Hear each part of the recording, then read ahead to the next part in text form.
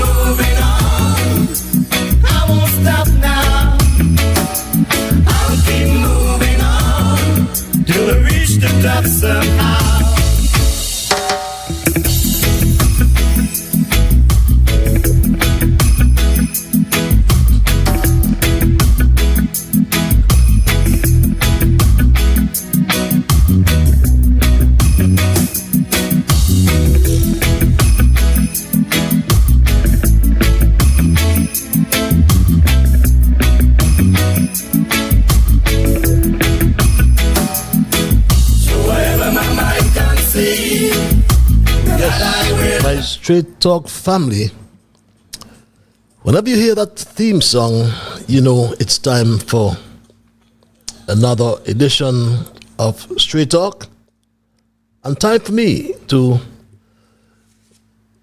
extend greetings to the world, because we are on the World Wide Web, but we come to you from the lovely federation of two islands and one beautiful paradise that's called St. Kitts and Nevis. And it is always said that charity begins at home. So I find it imperative, I should say, to extend a very pleasant night to St. Kitts and Nevis and to the entire Caribbean region.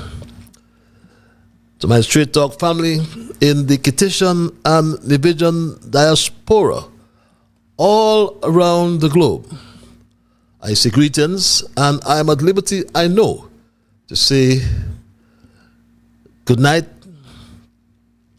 I can say good morning, and I will say good afternoon, because one of such greetings will be applicable to the region in which you now find yourselves. I know that some of you are in Africa, there's some of you in Asia, there's some of you in Europe, and there are a whole lot of you all over North America. So let me again say welcome to another edition of Straight Talk, and for the first timers we say welcome and trust and hope it won't be your last time. And we thank those who continue to share the link. As a result, we do get first timers, and for the first timers we wish to inform you that Straight Talk is a public service program that facilitates and promotes free expression on all issues of national, regional, international interests, be they legal, environmental, technological, social, economic, and or political issues, On Straight Talk, we do have a forum to express yourselves freely. On this program, we try as well to raise the level of consciousness.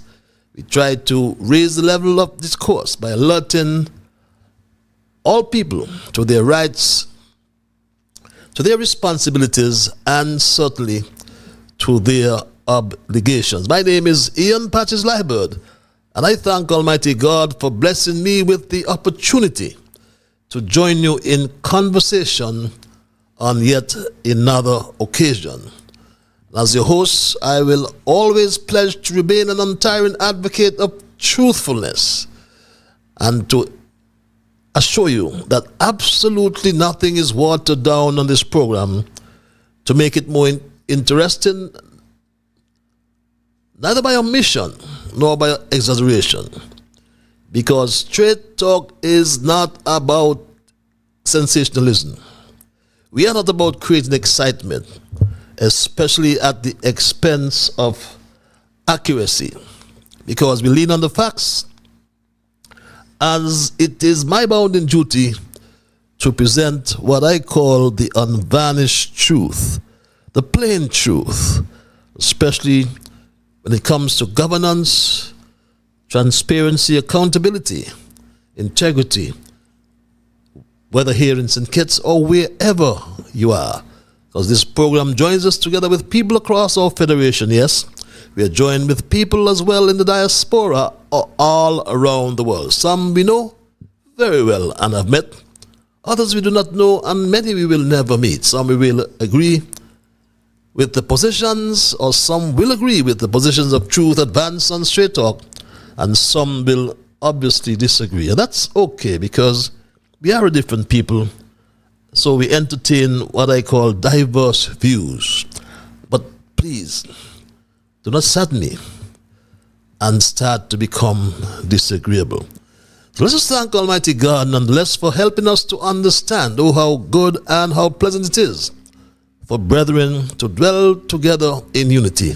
Let us therefore hope and pray for the day when we will all sing his praise together. So welcome again, my people, and thanks for those who share the link. As I said, you bring first-timers.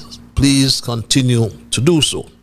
I must always remind you as well that Straight Talk is a participative program. By that I mean we, at some stage, at some point, we include your calls and your emails. And if you're so mindly calling, the numbers are on your screen. Some say they're too fine. But the numbers are 663-6672, that's a local number, or 646-829-6672, that's the overseas access number. And there are some of you I know who like what I call the cloak of anonymity. So we give you access via our email platform. The address is Straight Talk Patches, that's one word, STRAIGHTTALK PATCHES @gmail.com. When you send your emails, please be cautious. No need to attack anyone or try to fabricate anything, because you're just hiding behind your keyboard. And Straight Talk is also heard live on Alexa. You have that app. Just say, Alexa, play Massive Vibes Radio, and we thank the host of Alexa for giving us access at a very, very nominal cost. As we say cost, some of you have made donations to support our efforts here on Straight Talk. For that I say a big, big thank you. I must reassure you that no matter your contribution, don't stop, because it helps us to continue this important service. Yes, it is a public service, and others who may wish to donate can simply scan the code on your screen to access the payment form. A very, very simple process, hear me. Very confidential. No need to worry about your information, because it's not being exposed to anyone. Your information remains confidential. So thank you again for your support and for helping us to keep the dialogue alive. And of course, we must always say a very special welcome to our Straight Talk Junior Brigade. Young Dwayne, Shama, Tristan, Kevin, Rue, Jamal, Travon, Travis, and I will never hear the end of it if I don't hail my grandson Neymar and his good friend Soraya. And how is the special lady there in St. Louis and the Queen in Texas? We say greetings to all. Our observations in review, which are the current or highlight current issues, and we do some reflection, we ask a few questions. And after our observations in review, we will begin our thesis for tonight, which I have titled Party Conventions Behind Us. Paul shakes political class. So don't you change your platform, your link. Just spread the word that Straight Talk is live on social media, YouTube, and we are up and about, I believe, now on Facebook, and we apologize for the inconvenience over the last 2 or 3 programs. Been having some technical difficulties. We apologize for that, and I'm advised that we are up and running now on Facebook and YouTube and Alexa for tonight. And we start on a very solemn note. And Straight Talk regrets to inform of the passing of one of our long-standing family members, Eustace Hendrickson. Eustace, as we all know him, has transitioned from this earth, we are told yesterday, Sunday the 13th, after battling with illness. He has gone to see his Creator. So on behalf of the entire Straight Talk family and on my own behalf, I extend profound sympathy to his dear wife, his children, and extended family on his passing. And I can only pray that his soul will rest in eternal peace. And I can only say as well that, my people, death is a process. And moving into my first observation for tonight, and I wish to say that for some time now, Straight Talk has made no mention of the St. Kitts Nevis Social Security Program, for which we know that the government of the day has an administrative oversight along with political and legislative responsibility. Accordingly, in 2022, the Prime Minister of the day, Terence Michael Drew, took unto himself the relevant powers and functions of this subject, Social Security, in keeping with provisions of the Social Security Act number 13 of 1977. Responsibility for the day-to-day operations of the Social Security Fund lies with the Director, Mr. Lord, who reports to the Social Security Board. The Director exercises supervision over other management and staff who are organized into various operational departments. The Social Security Board has corporate responsibility, which revolves around managing and administering the country's national social security program, which should be done in a transparent, equitable, and sustainable way. Straight Talk must state, however, that it is a burning shame and disgrace that under the chairmanship of Mrs. Janet Harris, my Straight Talk family, a former financial secretary, to say the least, the Social Security Board has since 2022 been operating under a cloak of secrecy. And one expects no better from its deputy chair, Curtis Wimpy Martin.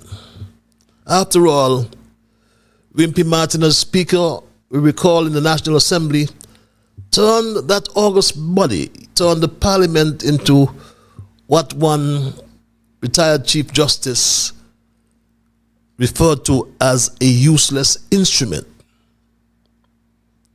But the question we ask tonight, should we as a people sit back, though, and say nothing when the Social Security Board fails to publish its audited financial statements and actuarial review? The last report published was that of the 13th actuarial review of the Social Security Fund as of December 31, 2020. In accordance with Section 39 of the St. Kitts Nevis Social Security Act, I just alluded to, of 1977, the 14th actuarial review was prepared 3 years after the 13th actuarial review. And we know that, my Straight Talk family. We know that report was prepared, I should say, after the 13th actuarial review. And this report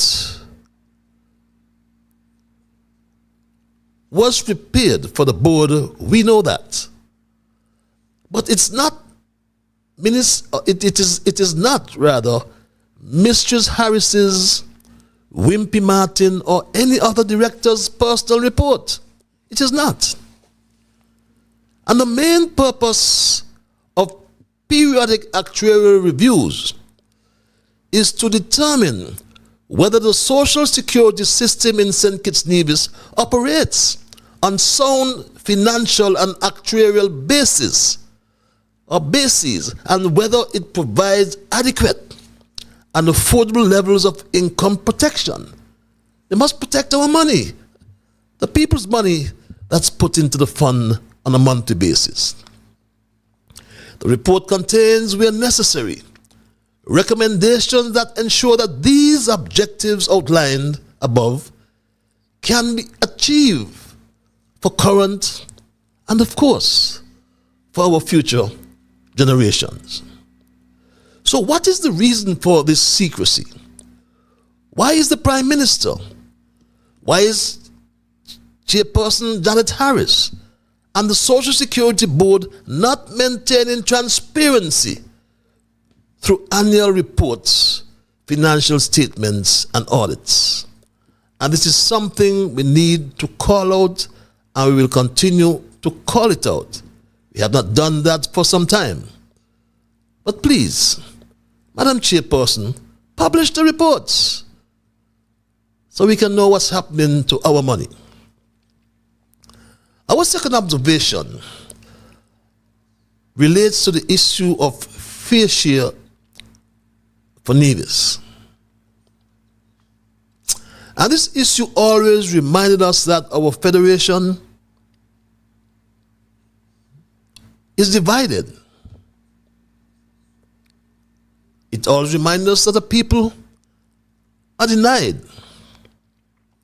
But now we have what seems like a hidden truth about fair share for Nevis. Years ago, we can recall the Team Unity administration crumbled under the weight of its own hypocrisy. Recall that Premier Brantley made what seemed like a simple reasonable requests for Nevis to receive its fair portion of national revenues. His focus was on CBI revenue, but I stand by the view that the Constitution clearly stipulates the revenue sharing machinery or models or how it should be done. And this thing about tax revenue or non-tax revenue is just a nonsense proposition, because revenue is just revenue. All it is, my straight talk family, it is just about, it's an economic I forgot what it's called, but it's an economic term being used, my straight talk family. Economic classification, I think that's the word I'm looking for. But the Prime Minister at that time, Dr. Harris, sought advice from the World Bank. That's the third Prime Minister, Dr. Timothy Harris, sought advice from the World Bank in respect of the revenue sharing issue raised by Brantley.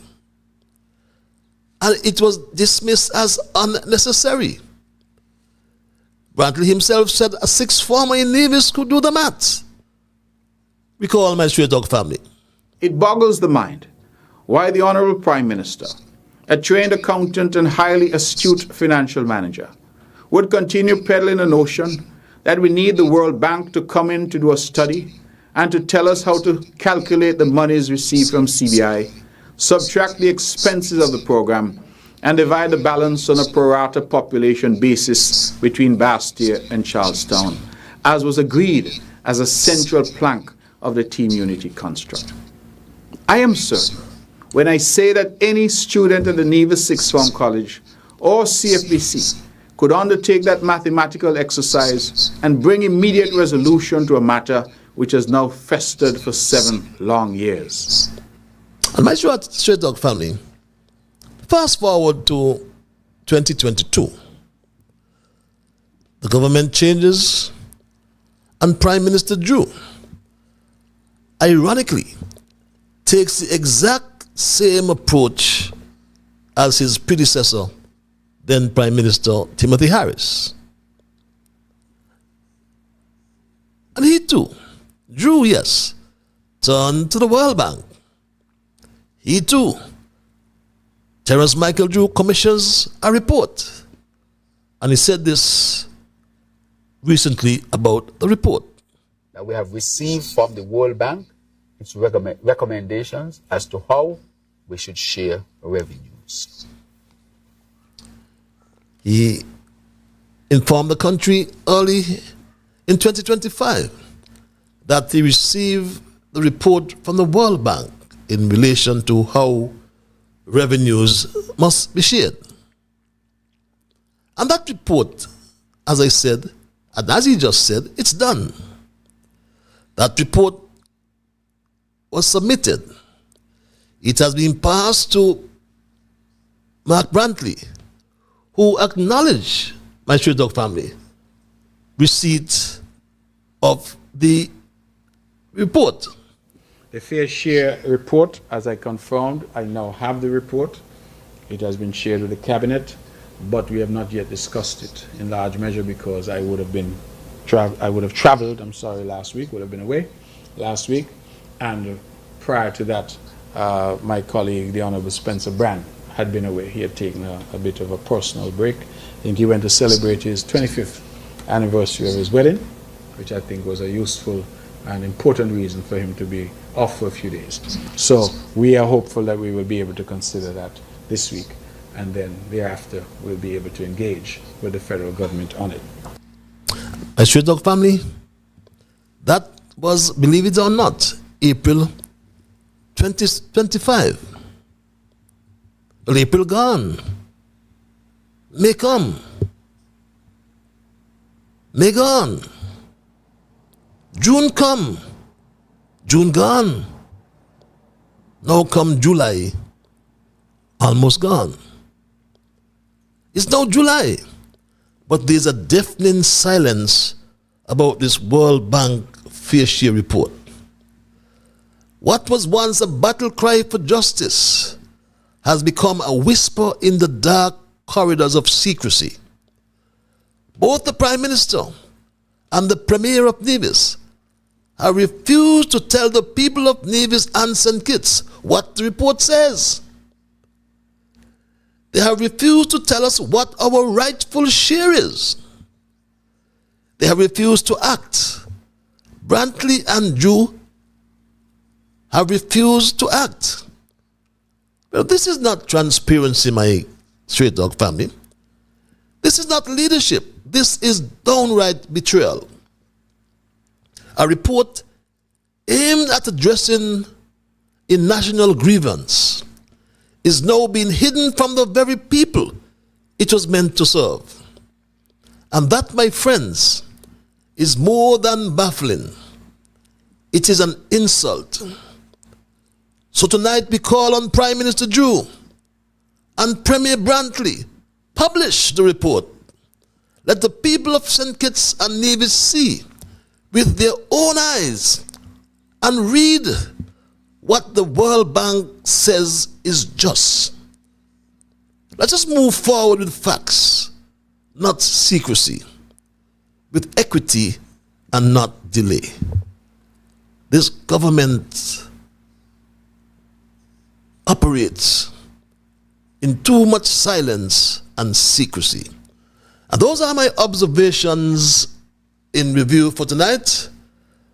And my straight talk family, I move right into my thesis, which I've titled, as mentioned earlier, Party Conventions Behind Us.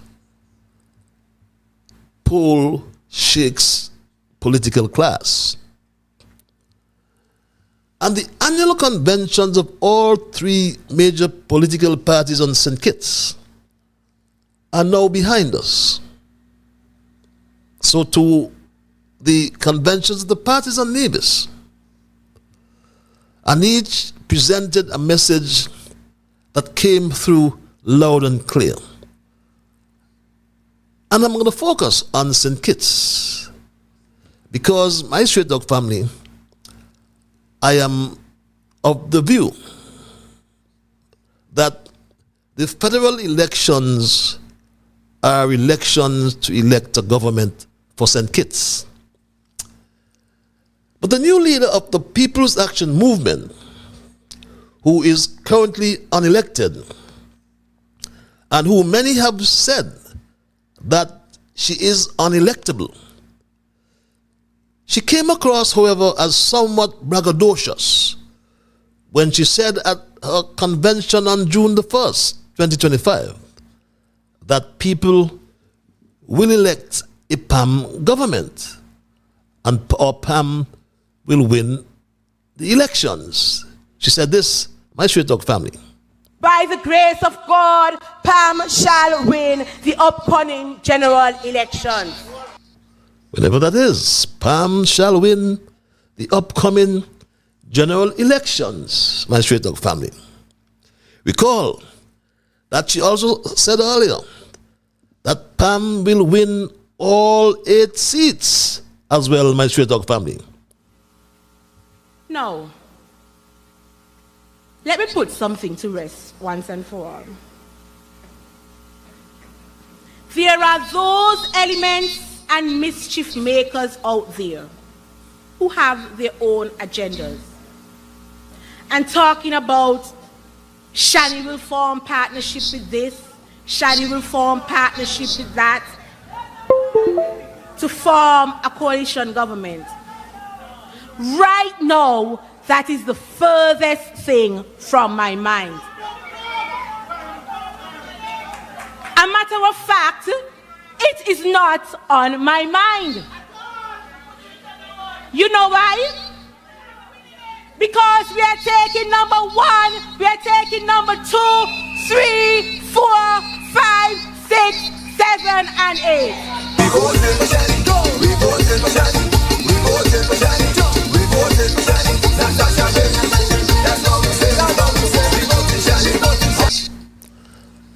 And my Straight Talk family, you ask yourselves, how braggadocious can one get?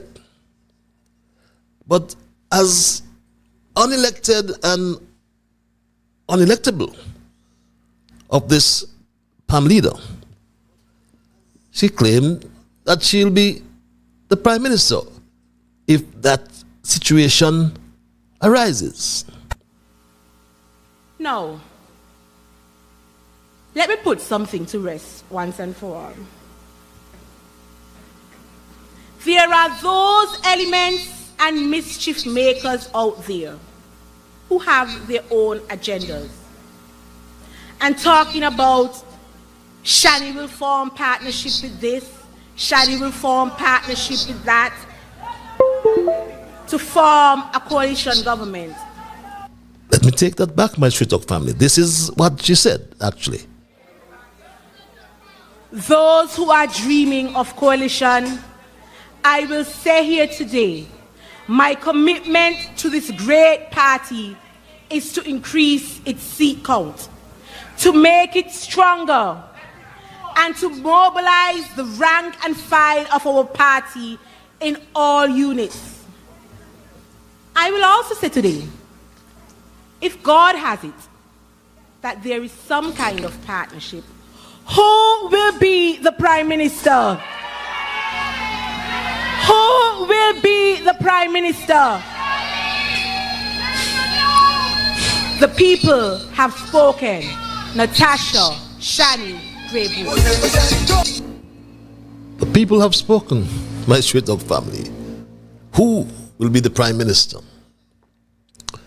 The Prime Minister, on the other hand, the current Prime Minister that is, at his Labour Party convention, confessed that there was need for the right leadership.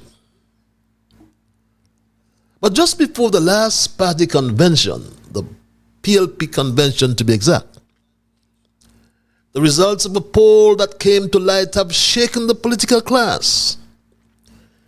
The results of the poll have caused shock, concern, and alarm among the country's political leaders, among party insiders and decision makers. The leadership of PAM reacted in a strange way and referred to the results of the poll as being fake, my Straight Talk family. That was the reaction of PAM, according to the woman over the wall.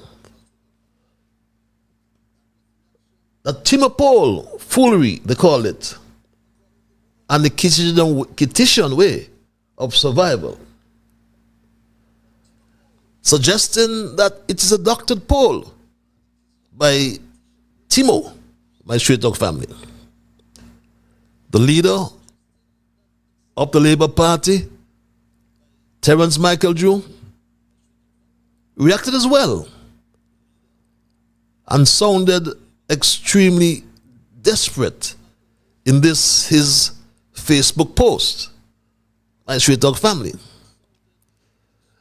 Terence Michael Drew referred to the last election and some poll he said that was paid for said that PLP would win. I'm not aware of that poll. Well, I have not seen this current poll myself, but I am willing to submit that any research undertaken or guided by this professional called Don Anderson, I would advise everyone to take the results seriously. Anderson has been in the business of marketing research for approximately 50 years, my Straight Talk family.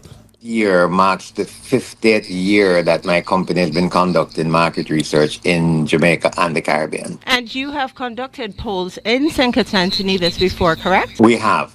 In terms of political polling, we started political polling in 1989, 88. All right, so we now have 12 plus 24, 36 years experience in political polling specifically. But I just want to make the point that we are a market research company doing work for any industry, for lots of governments, World Bank, central banks, etc., throughout the region. All right. The political polling is a derivative of it and is really the very small portion of the business that we do. So, but I make that point to say that in 50 years of market research, which we have completed or in the process of completing, the market research, the polling that we do is a derivative of market research and the principles are the same. And I must apologize for the blank screen, my Straight Talk family, but listen carefully. Anderson spoke to the national mood of the country that he captured as well. Half of the people that we interviewed, 50%, say the country is heading in the wrong direction. This is not an abnormal finding across any country that we do it, because you never have a situation where the majority of people in the country vote for the government in office. Just a logical deduction, all right? So you'll find 50% believe the country is heading in the wrong direction, all right? And the main reasons they gave was the high cost of living, the majority of persons, and 40% said poor leadership. And yes, my Straight Talk family, you've heard that from Anderson. But the performance of the government also came in and was addressed, my Straight Talk family. 84% of persons that we interviewed rated the government performance between average and poor. Okay. 41, I'll break that down for you. 41% said average, 23% said poor, and 20% said very poor. Spontaneous, we said we use a 5-point scale, using a scale of 1 to 5, where 1 is very good and 5 is very bad or something like that. We flipped it, where 5 say it's very good and 1 is very poor. We found that the majority felt that the government was not performing very well. And then we drew that down to, pardon the pun, we then said, okay, how do you feel about the Prime Minister and his role and his how do you rate him? 17% view the PM positively. Of this, some people said, well, very good, good, etc. And they cited what they call is caring personality and the people-centered programs as being the positives that they associated with it. But my Straight Talk family, interestingly, the question, who could rescue the country at this time? Important was the findings of Anderson. That something like, how do you feel about the various leaders and who you think is probably the person that would be best at this point in time to run the country? Spontaneously again, we never ask people, how do you feel about Dr. Harris? How do you feel about Dr. Drew? How do you feel about the leaders in any of the other parties? We got to answer, who do you feel is the person best suited to run the country? And Dr. Harris got the highest rating in this particular score. Dr. Timothy Harris, it is, got the highest rating, while Dr. Drew was about 19 percentage points behind Dr. Harris. I should mention that each of these questions that we did was analyzed by the 11 constituencies. So even though I've given you the totals here, somebody who would love to look at the data in greater detail, we do have constituency by constituency perspectives on each of these issues. And my Straight Talk family, again, we apologize for the blank screen, but it is the content of what was said by Anderson is of critical importance. Imagine Dr. Terence Michael Drew, the expert amongst experts, running 19 points behind Timothy Harris. And my Straight Talk family, as I said, the polls shakes political class. And we are at a crucial moment in our federation's journey, my Straight Talk family. 3 years after a change in government. We are at a moment when the voices of the people are rising above party lines. The voices of the people are rising above political slogans. And the voices of the people are demanding not promises, but action. And if there's one message that came through loud and clear, it's this. The people of St. Kitts and Nevis are focused on the real issues, the bread and butter issues. And Drew confessed to the high cost of living, even while he was in opposition, but did absolutely nothing to cushion the effects on the poor and vulnerable. Although back in opposition, he made this promise, my Straight Talk family. We're going to make sure that your dollar can go further, that your dollar can buy more. And so we're going to temper the cost, and we're going to subsidize what we have to subsidize in the first 6 months. If no recovery in the economy, then we'll extend it. But you should not be able to go to the supermarket with $100 and can't come out with a good shopping. That will not happen here in St. Kitts and Nevis on the labor. We will control the cost of goods and fuel here in St. Kitts. But talk is cheap, my Straight Talk family. Whiskey costs money is a colloquial statement we've always heard. But he's in opposition and wanted to get into government. So he said these things to entice the people. But he confessed. He confessed today, while in office, that $100 on the Jew is worth less today. My Straight Talk family. Just tonight, I was asked by the Prime Minister, your leader, what is the cost of a pound of chicken in St. Kitts? Well, of course, I asked my press secretary to take a look. And I reflected and wondered why the Prime Minister was asking such a question. And it's because I am thinking in my own mind that the cost of chicken might be going up and might be affecting the pockets of the people in Barbados. That's a possibility. And that is as a result of imported inflation. Of course, that is my reasoning as to why she may have asked the question. Could have been something different. But as I reflect on it, we in St. Kitts and Nevis are also facing the same challenge of inflation. People are now making memes that I used to go to the supermarket with $100 and I couldn't fit on a bus or put it in my car trunk. Now when I go with $100, the child can carry how much things I can buy. That's on the labor.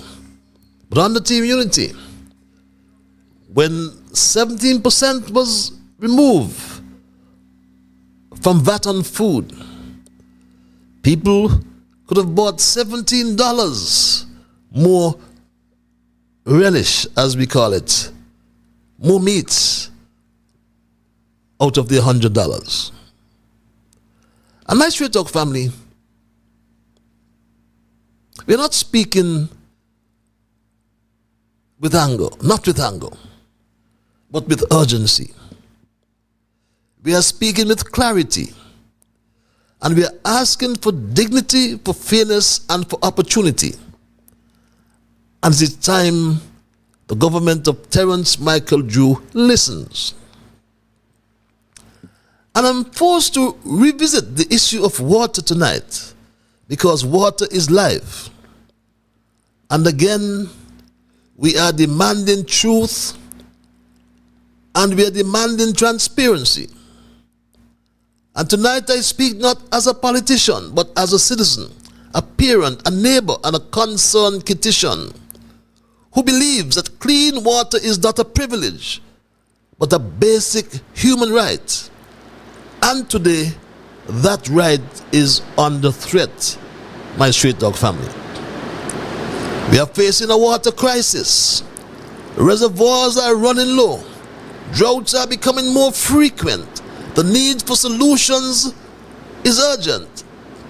And I commend the Water Services Department and its group of men, army of men, for recognizing this and embarking on a desalination project. In principle, this is a step in the right direction. But the road to governance is not just paved with good intentions. It is guided by science, transparency, and public trust. Unfortunately, trust is being eroded. Recall that the Soka engineer said this while in opposition, my straight dog family. He had to run in the shower before the water lock off. Why in 2022, in St. Kitts and Nevis, water still locking off? That shows a lack of vision, a lack of leadership when it comes to the public infrastructure in this country. And as the engineer in this team, I will see an end to that. That you can have dependable energy and water and utilities to your homes. So that you don't have to be running home to catch a bath.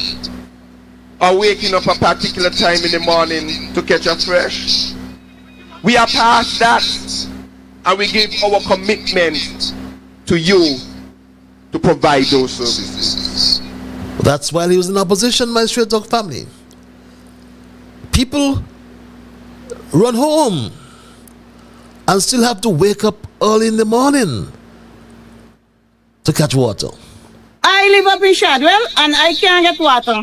There was rationing water, fair enough. Give people water in the day when they're up and can use it.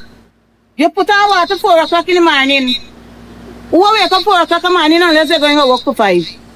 Them children wake up 4 o'clock, by 8 o'clock water gone. Many workers in the Water Services Department get out of their beds at 3 a.m. in the morning to ensure that the water supply is restored when we get up at 5 or 6 in the morning. We need water. I want my washing machine to function. You want the fridge to function, how it's supposed to function. The toilet, them a mash up. You got to call plumber every month. Because when the water coming 4 o'clock in the morning, all kind of sound. Oh man, come on man.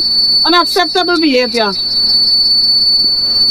That's under Thomas Maynard, my straight dog family. Water is rationed all around the country. Water is rationed right around the island. So we understand the need to move to desalination. But let's talk facts.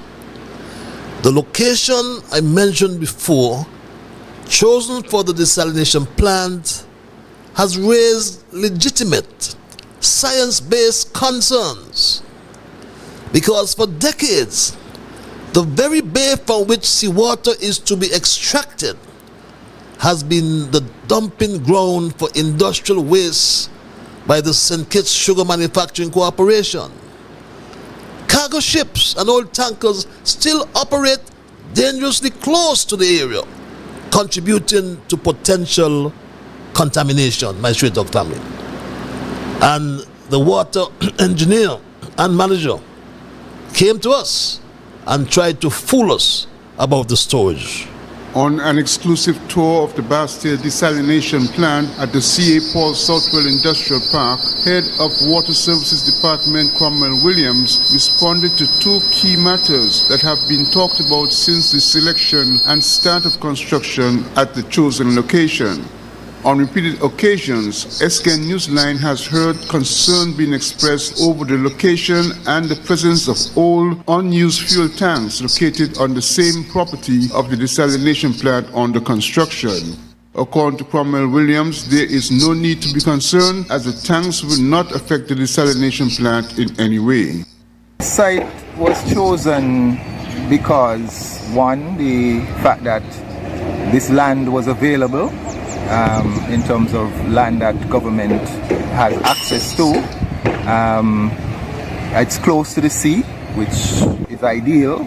It is also close to our existing water infrastructure, which is our main storage tank at Mon Peak, which is just about a few thousand feet of pipeline we have to run from here to take the water up to that main storage tank before it is distributed to the population. But the water, my Straight Talk family, comes from the bay. The very bay from which the water is to be extracted has been a dumping ground for industrial waste by the SSMC for decades. Cargo ships still operate closely, as I said. Yet, the Environmental Impact Assessment, the EIA, a document that belongs to the public, remains hidden. Why? What are they afraid we'll find? And while the department talks about building water storage tanks, they have placed them dangerously close to the abandoned fuel tanks at the salt bulk installation. Is this science? Is this safety? Or is this sheer recklessness? And we can talk about our groundwater. The well in Keon, still in use, has been the subject of complaints from residents who say the water smells, causes skin irritation, and is unfit for bathing. The well in Shadwell was quietly decommissioned. The wells, I should say, both wells in Shadwell were quietly decommissioned, only after the Bureau of Standards ruled them unfit for human use. This is not just incompetence, it is a violation of public trust.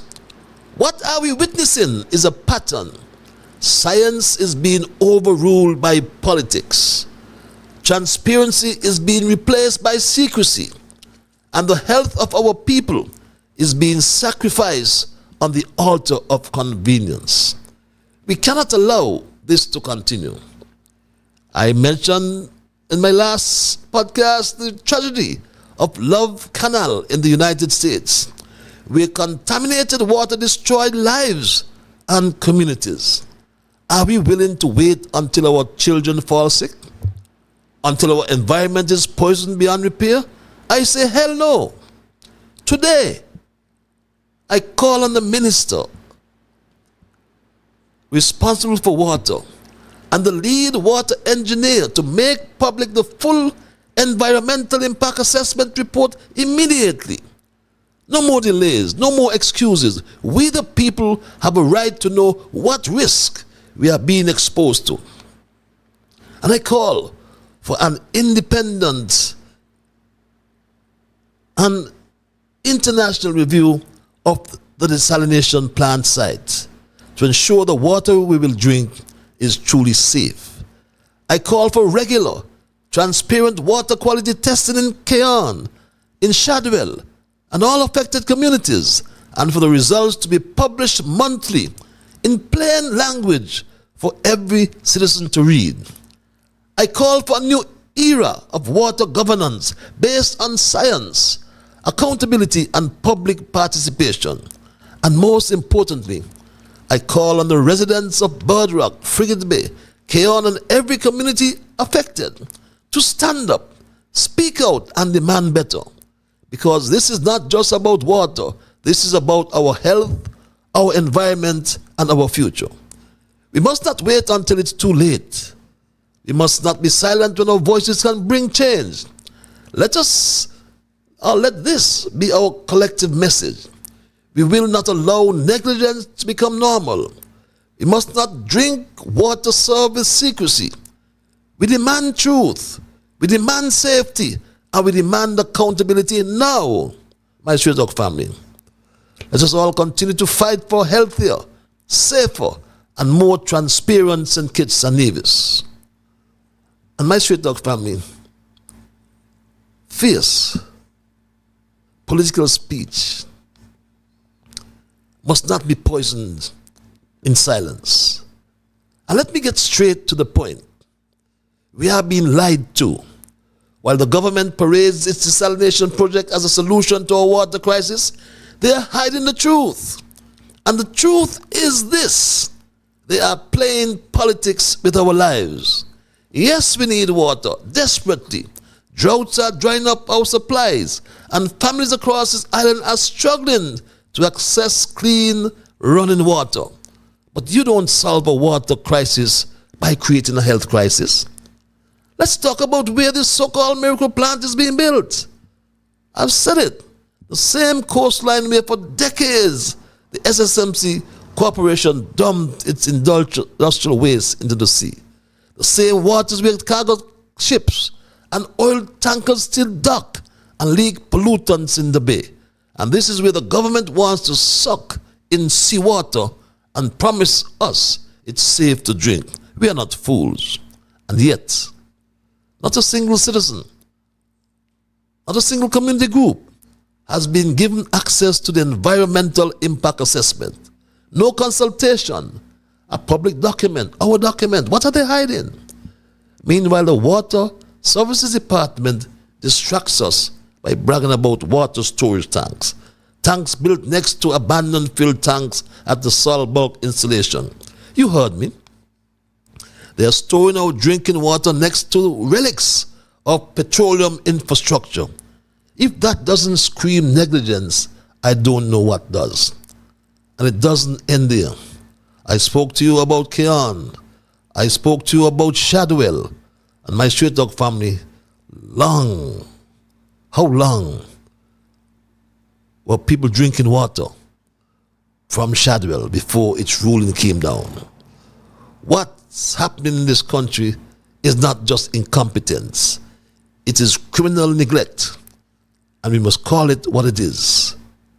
And yet the minister in charge and the water engineer leading this project continue to operate in the shadows, hiding behind bureaucratic silence while the people are exposed to suffering.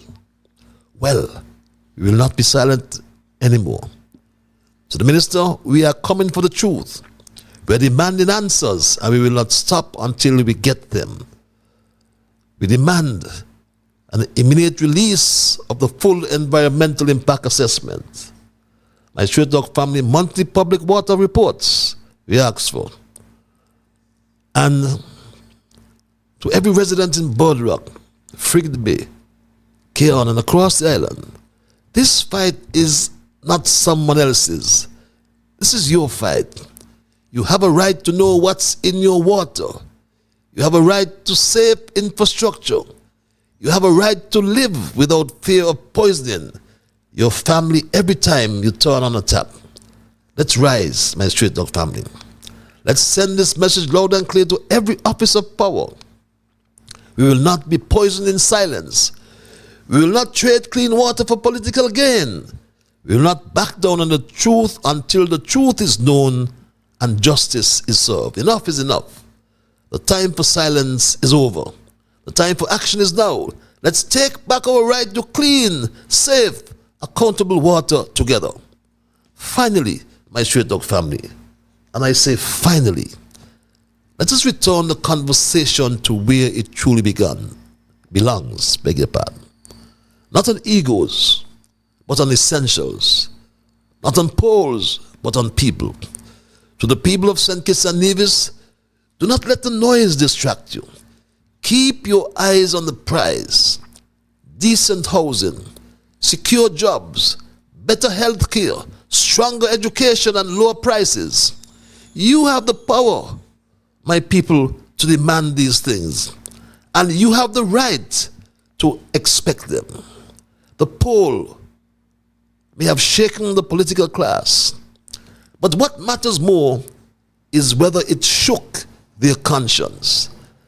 Let us not be ruled by numbers nonetheless, but be guided by purpose. Let us not be led by ambition, but by service.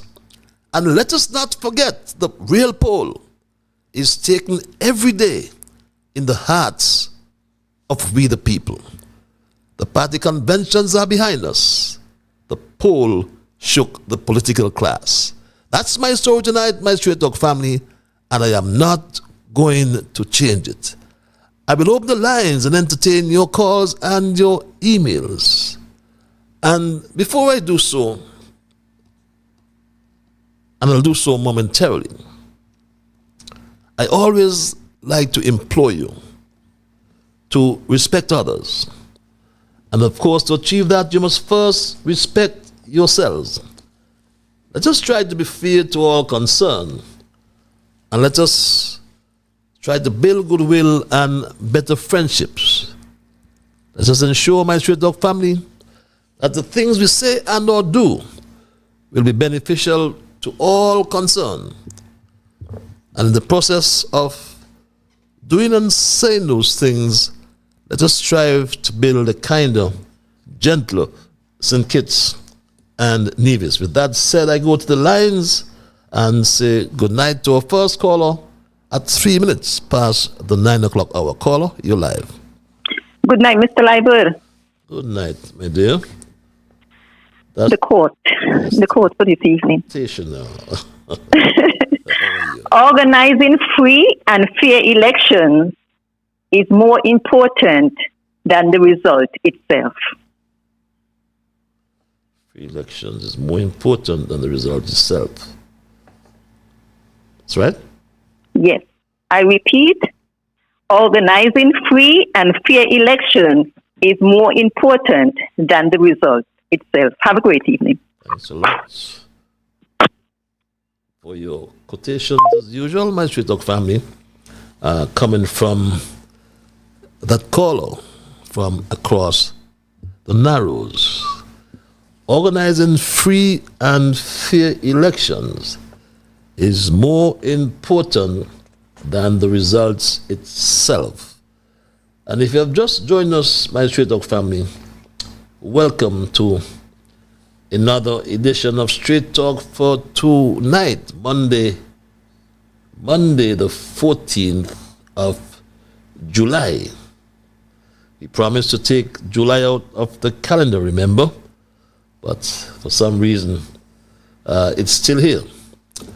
And if you just joined us, we are looking at the thesis, which I've labeled or titled, A Party Convention Behind Us. Poll Shakes Political Class. And as I intimated earlier, we have had all the conventions of all the parties on St. Kitts and on Nevis, though I focus mainly on the parties here in St. Kitts. And this poll was released on Thursday, I think it was, that has shook what I call the political class, my Straight Talk family. I've left them confused. I've left them concerned. And it has told us that we are at a crucial moment in our federation's journey, a moment when the voices of the people are rising above party lines, above political slogans, and demanding not promises, but action. I have not seen the polls. Though some have questioned, it seems, the credibility of market researcher Don Anderson. He's now Dr. Don Anderson. I've had the opportunity to interview him on 2 occasions, I think it was, right here on Straight Talk. The chances are we'll get him to come back here on Straight Talk and we go more in depth into that poll, those polls. And of course, on Straight Talk, you will get the opportunity to speak to Don Anderson once he concurs to come back here to Straight Talk. I see no reason why he should not. But we will see how that works out, my Straight Talk family. I'm not going to promise you anything, but I very well suspect that we will have Anderson back on Straight Talk sooner rather than later, so we can really go into the polls or the results from the research or the survey that was done apparently recently by Straight Talk family. This message reads, Patches, the color did not call his name, but that is my straight dog family. That seemed to be an old email though. It is a foregone conclusion that the PLP convention was the best stage when compared with the other two parties' recent events, my straight dog family, with this email. The attendance was staggering. The decorations were amazing. And the speeches were incredible. Dr. Harris is really the man to lead this federation, reads this email. This other email reads, I'll take some emails while I wait your calls. Recently, the Prime Minister announced that he is going to recommend Dr. Douglas to King Charles for a knighthood of being referred to or being referred to as Sir. Well, one may ask, is Douglas deserving of a knighthood? Bearing in mind his past track record of bad governance, he is as well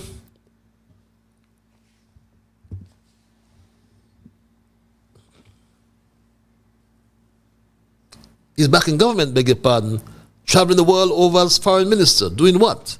Nothing except making rhetorical claims. Given the impression that he's worked diligently for the country, I agree with Dwyer when he said last week in his commentary that Douglas traveling is no benefit to the country. Caller, thank you for holding your live. Hello, caller.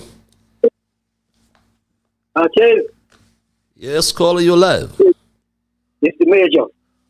Major, how is the Major? I haven't heard you for some time. You know, that's something I have to go on vacation, you know. You're on vacation? Yeah. When you have to train the brain has to relax, you know. The brain has to have relax. Maybe it's only 48 ounces, eh? The brain is only 48 ounces. I thought you relax the brain every night to go to bed. Yes, but the brain is only 48 ounces, you know, that's only 3 pounds, eh? And that is a health. So we got to be careful as a health hazard. Remember, of course, in that, eh? In Italy. Okay, I got you, Major. What's on your mind tonight? What is a question I want to ask you? And then I may elaborate if you time will allow. Such as, what is happiness? What is what? What is happiness? Well, happiness is what you make it, don't you think? Well, I mean, happiness is being at, hear me there. Okay, hear me then. Let me put it this way. Happiness to me is being at peace with your God, at peace with yourself, and at peace with the world, you know? Yeah, okay. Don't you think? Well, what I think, that's all that has to be said, but what I think in my own honest belief, that happiness is a true joy and happiness, which is valuable. Well, it's a state of well-being, you know, and what else I can say? It's a state of well-being, and to some people, a state of good life. But what is good life, though? That's why I say it's valuable. Valuable. Mm-hmm. And because it is valuable, you try to survive. Okay. In many ways. You try to survive in many ways. Okay. You try to survive in many ways. Okay. Because I'm going to give you an instance. I went to sometime last week. And to my mind, you know, I went to call for a bottle of tomato ketchup, which is the organic one. And you want to tell me what price of that? You want me to tell you, if I tell you the price, if I fall down, and I don't want you to fall down, I want to be the lady. You should tell the Prime Minister. He can tell you use some substandard brand. Well, you could, yes, that is only why you take it, but then you have a tongue here. Of course. And we could talk. Yes, right. You want to say he's the boss, to say it, you must expect that you'll have to get feedback. And what I'm saying is that the bottle of tomato ketchup, the organic one, cost me $24. $24. I only... What was the brand? What was the brand? Heinz. Okay, well-known brand, yes. Yeah, $24 patches. I only pay for that because we're so trying to be. I don't call for it, and you can look stupid. That I'm saying that they're not taking back the money, ain't it? Remember they said that? Yeah. Huh? What I do, the $24. So I don't have to use the card. I don't pay me $24, but I am saying that I'm frightened. Well, you see, I posted on my screen some programs ago the cost of a pound of mackerel, our poor people food. Yes. Almost $22, And then you have a prime minister. I mean, we're drinking carnation milk from since we're small, right? Okay. And he tells us we must drink bunny now, cat milk.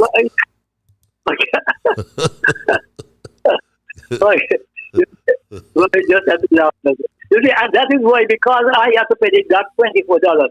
Are you sure there are other instances? There are other instances. That's it.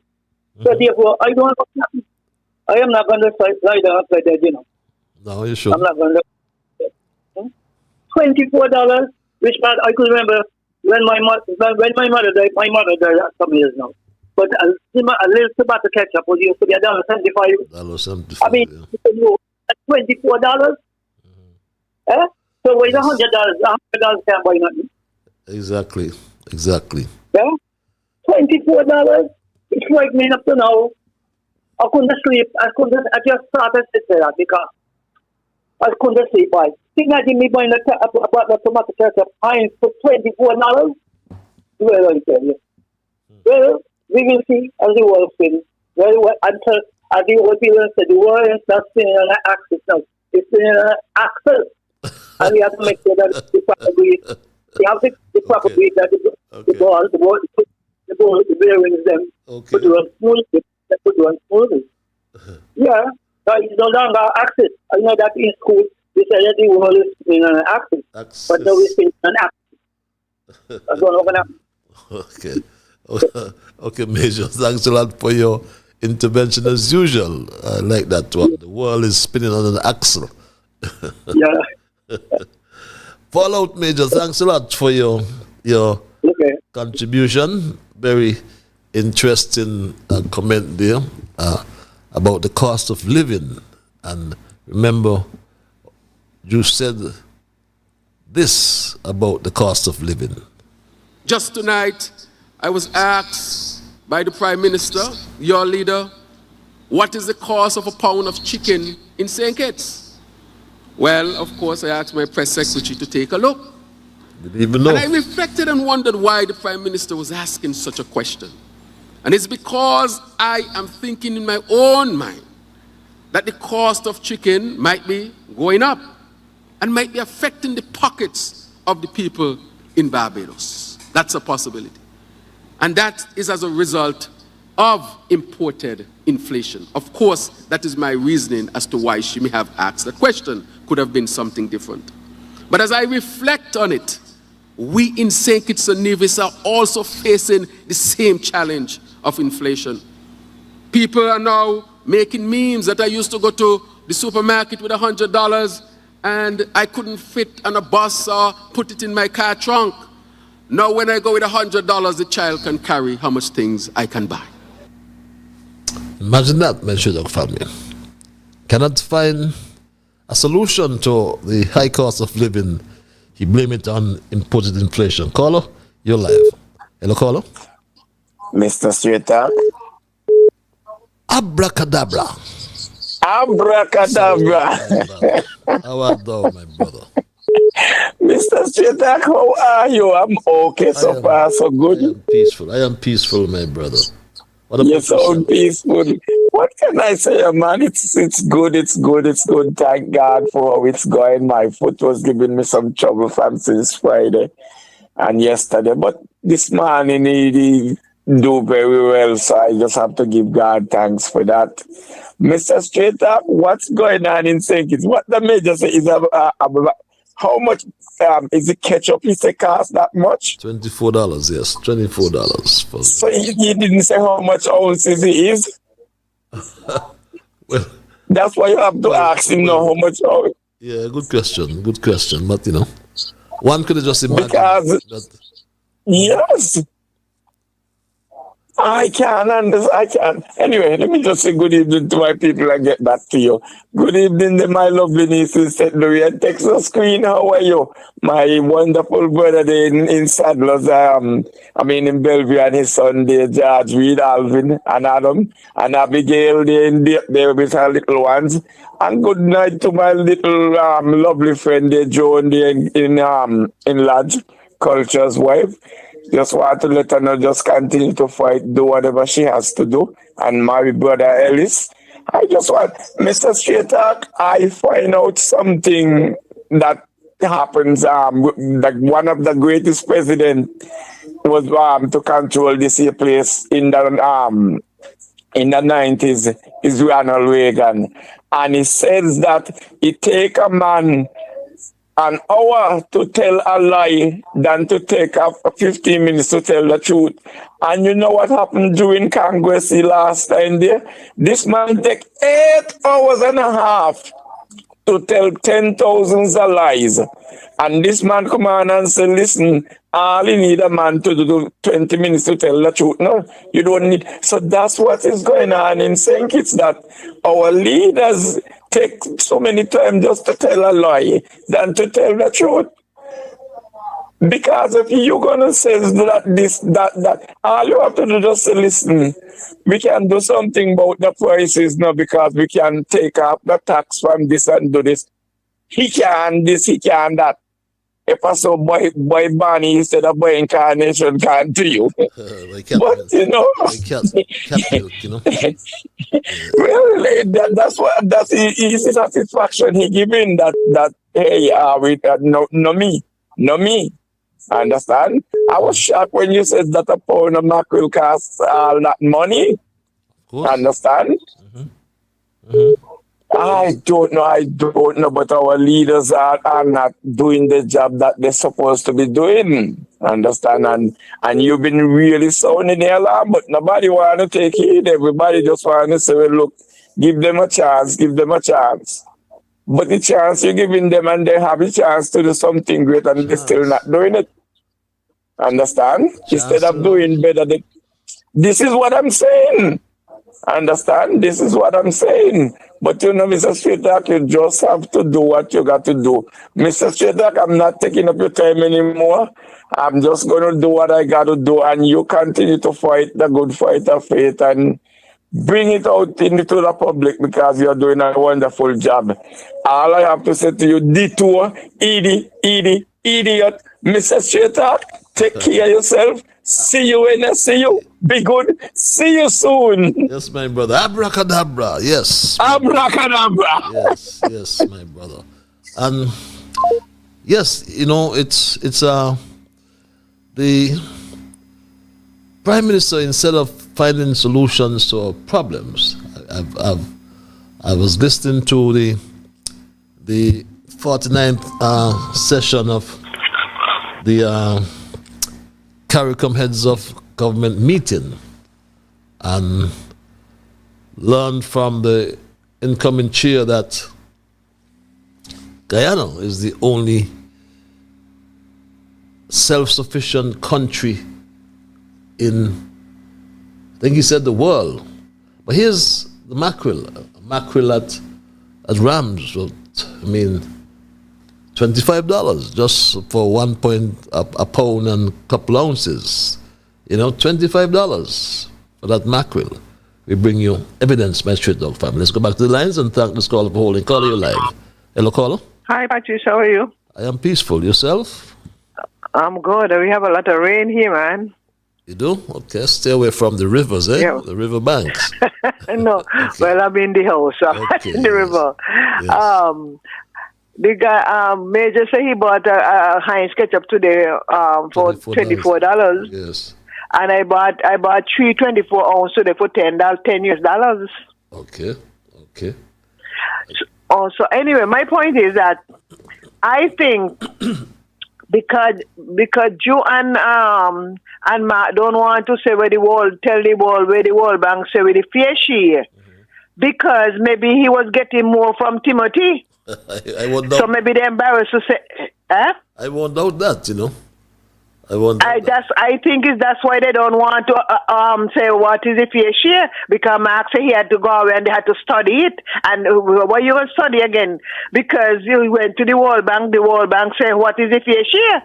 I have a deep feeling that they're embarrassed because what he was getting from Timothy is more than what the World Bank said. That's right. And then if he come out and say that, he not definite, he not gonna be the premier next time. So that is some kind of covering up they have right there.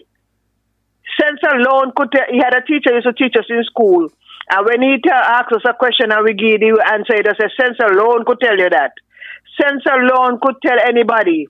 What keeping you back from telling the world, telling the nation what the World Bank say with the fair share?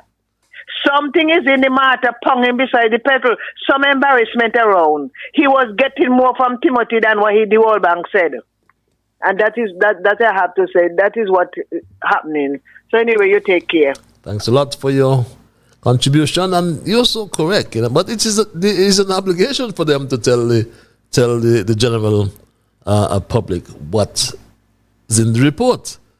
I mean, you have a fair share report. The Constitution speaks to revenue sharing. I think is 110.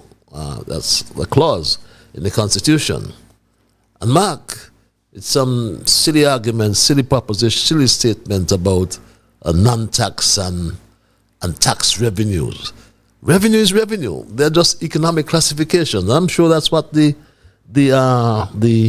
World Bank said. But let's go back to the lines and thank this caller for holding. Call you live. Hello, caller. Mr. Patrick, good night. Good night, Mr. Bibleman. How about thou? I am here by the grace of God, Mr. Patrick. Always good to hear you. Well, I good to hear. I didn't want to call in tonight, but I said to myself, I want this keep Stephen, but since I said, let me load down the TV and then listen to the radio and to the telephone. Now, Patrick, now, the word of God in Galatians chapter 6 and verse 7. It said, whatsoever man soweth, that shall he reap. It shall also reap. Now, when you get up a morning time, Mr. Patrick, you either do good or bad. And you sow seed, Mr. Patrick. Now, here's Psalm 41. Blessed is the man considereth the poor, who considereth the poor. He shall. In the time of trouble, the Lord shall deliver him. Yes. That is, do you know that when God made the whole universe, we are Gentiles, we are Adam fallen away. And do you know when somebody get to God bless somebody? Do you know when God bless somebody, they're supposed to bless somebody else? And so, Mr. Patrick,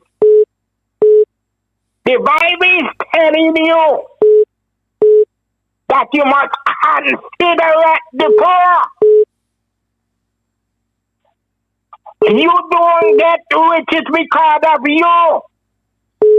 You get riches because you have your brother there to look after. And now in Proverbs to tell you, in Proverbs to tell you, Proverbs chapter 22, verse 22. He said, rob not the poor. You hear what I'm saying that? Rob not the poor. And he continued to talk.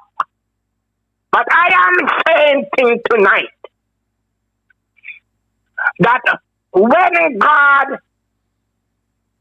look over St. Kitts Nevis, and when God see that the pressure of the poor people, just how it was in Israel day, with the Israelite and the Egyptian, God sent a deliverer to deliver the children out. Okay, wrap up your sermon for me, please. Wrap up your sermon. I got a lot of calls. And so, Mr. Patrick, that God is going to send a deliverer. If you don't like it, that is your business. Because he say it set up and he bring down. Yes. Okay. And he last thing I'm going to tell you something tonight, Mr. Patrick. You know what it, Patrick? I'm going to tell you something and the people understand. This is the last thing I'm going to tell you. Now, being justified by faith, you have peace with God. The only man that gives peace is God. There is no other way. So if you look in peace in the riches, no. Okay. And so, Mr. Patrick, okay. You got to listen carefully this last word, Mr. Patrick. Please. You got to be born again. Okay, got you, my dear brother. There is no other way, Mr. Patrick. And only what done for Christ, Mr. Patrick, gonna last. Patrick, good night. Good night, my brother. Thanks a lot for your intervention, your what I call spiritual intervention. And sometimes you complain about the time, but you've been on for well over 5 minutes. And I want you to understand that I do have quite a lot of callers waiting. So let's try and utilize our 2 minutes. You can make your sermon, my brother and Bible man, in 2 minutes, please. Caller, thank you for holding your live.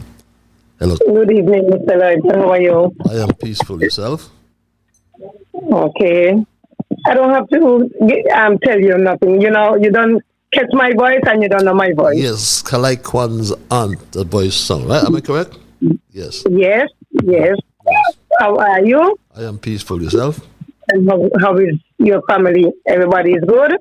God's been good to us, yes, thank you. Yours? Yes. Yes. All of you going through over difficult still, we still, giving God thanks and, and what's up. But what I call it to ask you, this gentleman that they call Anderson, he is so correct with what he said about PLP, because everybody in this country tonight, Mr. Lloyd, need back Timothy Harris. Things is not going good, things is not going right. Things is not working out for nobody, nothing except their own who vote for them, speaking about them. So that the Dr. July fooled them. Dr. July fooled them, and he will never fool them again in this election that coming. This election that coming, is only one term for them, They're not going back in there, none of them. None of them going back in there from captain to cook. None of them going back in there. It's a one-term government for them. because they're not doing they're not lifting up St. Kitts. St. Kitts is not lifting up, St. Kitts going down. The economy is slow, business is slow. He used to give them 250 as the judge, 500 Timothy used to give them. And he doesn't advise them, telling him all kind of thing in his head. He takes 250 from them, he give them 250. They want 250. Now he stop the 250, and now he top up the money with 500. He could have given them the 500 in whatever and still give them the standard, they work for the standard money.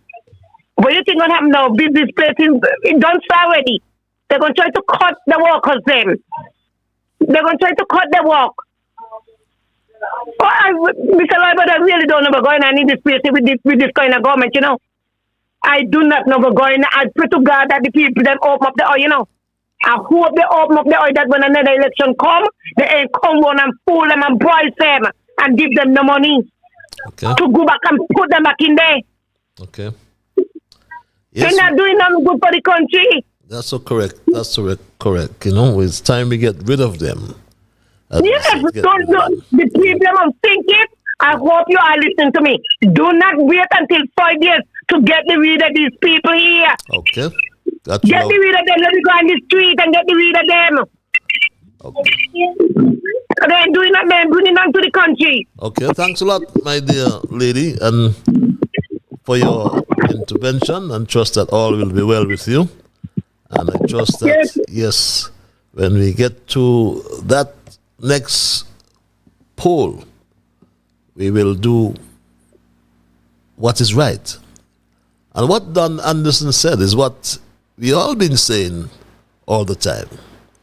He said this, my Straight Talk family. That's something like, how do you feel about the various leaders and who you think is probably the person that would be best at it? Oh, I'm sorry. Point in time to run the country. Spontaneously again, we never ask people, how do you feel about Dr. Harris? How do you feel about Dr. Drew? How do you feel about the leaders in any of the other parties?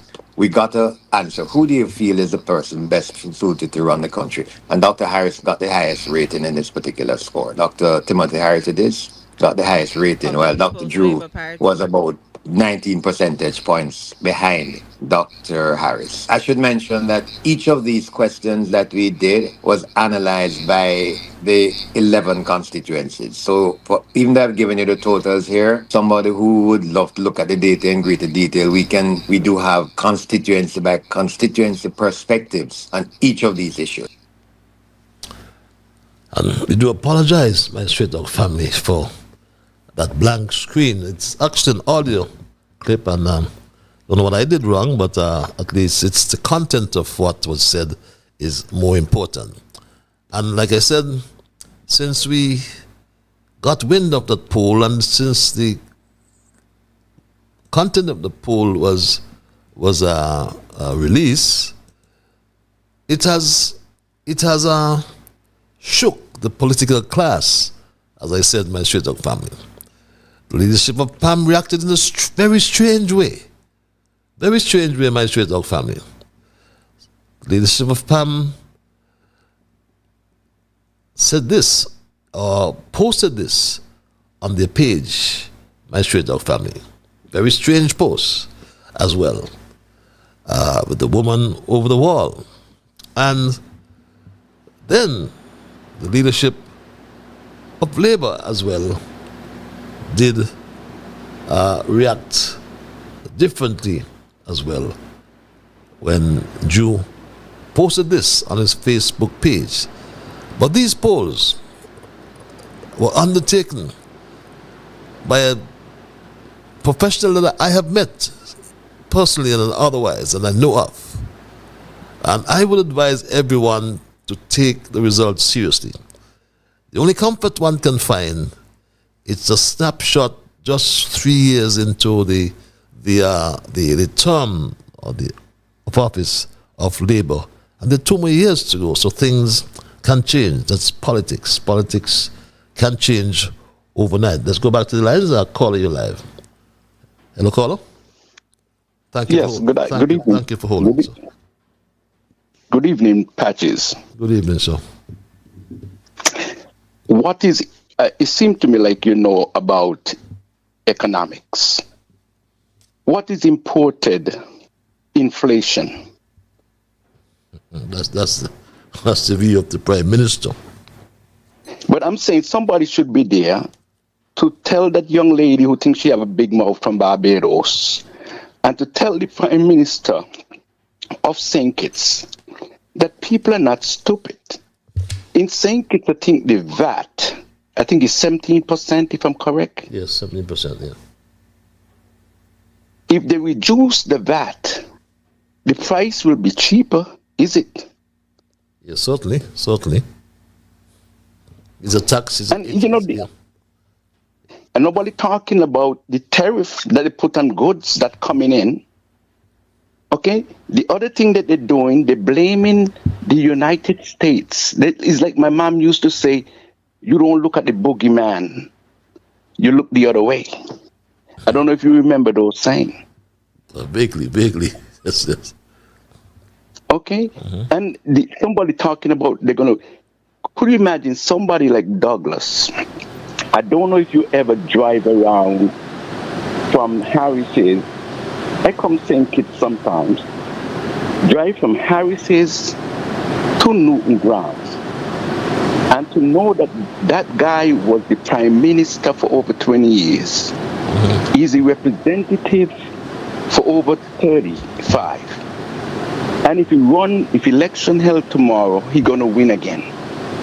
The mindset of the people of St. Kitts, I do not know what to say. Okay? But just ask the people of St. Kitts when they're going to blame imported inflation. Inflation. I'm going to hang up and you have a good night. You have a good night as well. Thanks for that intervention. And as you said, imported inflation, right? It's it relates to the increase in the domestic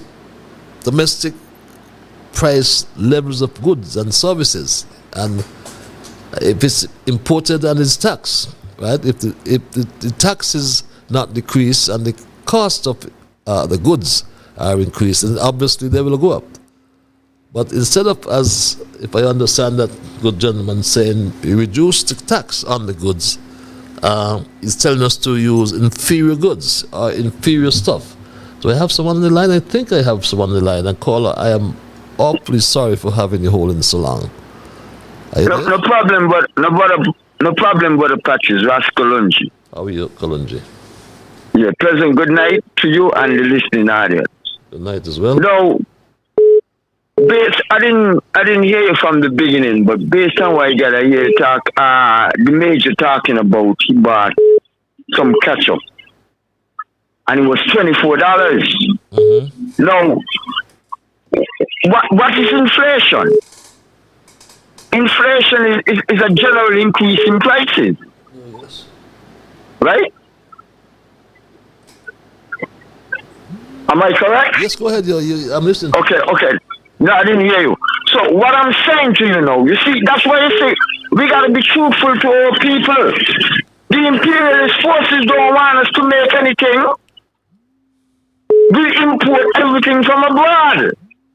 And the shipping price is escalating. That's what causing basically the general increase in prices. Now, look at this now.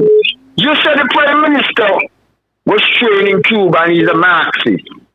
But he has no Marxist policies. Because, for instance, President Nixon in the 1970s, right, when there was a crisis in the United States, to put price control on certain goods, certain basic goods, the Prime Minister could put price control on them, but he's not doing it. So the point I'm making, my brother, is that the way the system is set up, because the system, they don't want us to manufacture nothing and make nothing for our own market, because our market is a benefit to them. For instance, in Burkina Faso, since Abraham but Carla, you jump in, from here to here. Because what about getting self-sufficient? I mentioned earlier, I didn't have all the facts, that I heard the current chairman of CARICOM, in speaking of putting back to 2025, where we can reduce our food import bill by 25%. That's going back to 2030, 5 more years from now. But he also in the process said that Guyana is the only self-sufficient country in the Caribbean and perhaps in the world. So why can't we be self-sufficient? I mean, right now, if you look around the country, for example, you see watermelons knocking dog. There's a glut in watermelons. There's a glut in plantain and other food we produce. So why can't we have plant tomatoes, and we can do our agro-processing and get our tomato ketchup as well? They do that in Antigua and export it. That's the point. Yeah, so what has to do with Burkina Faso? Yeah, what has to do with Burkina Faso? In Burkina Faso, they make their own ketchup plant. The manufacturing ketchup. Yeah, but what I'm saying is we must go to that. I mean, if you agree on that, fine. Then we don't have to go this extraterritorial way to get to that. You know, we need to be self-sufficient. That's all. Yeah, the point I'm making. Imperialism said we cannot do that. Imperialism said we cannot do that. Yeah, okay. For instance, right? Mr. Trump says if you don't use the US dollar, he's going to sanction you. We don't have to go to Mr. Trump. I mean, one time Bradshaw introduced import licenses, had a supply office. And Bradshaw was ridiculed when we couldn't import this and he couldn't import that. But this is what Bradshaw was saying back then, almost 50 years ago. Okay, good.